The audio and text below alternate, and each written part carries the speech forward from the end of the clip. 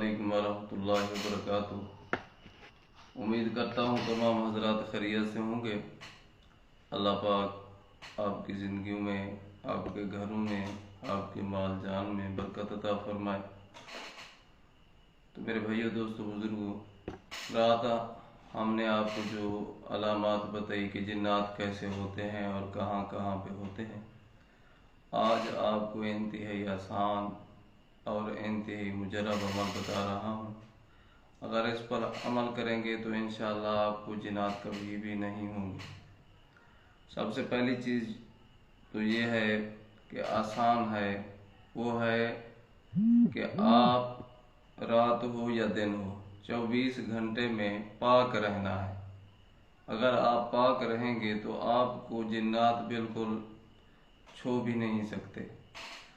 और दूसरी चीज़ ये है कि अगर जिन्नात का किसी तरीके से आपको हमला हो गया हो आपके ऊपर, तो आप आखिरी 2 सूरतें, सूरत फलक और सूरत नास, इनको बार बार इनकी तिलावत करें। और तीसरी चीज़ ये है कि अगर फिर भी आप ठीक नहीं हो रहे तो सूरत फातिहा, अलहम्द शरीफ, इसको 41 मरतबा पढ़कर एक तरफ पानी रखें और दूसरी तरफ तेल रखें, इसकी तिलावत करें 41 मरतबा। अव्वल आखिर एक मरतबा दरूद इब्राहिमी पढ़ें।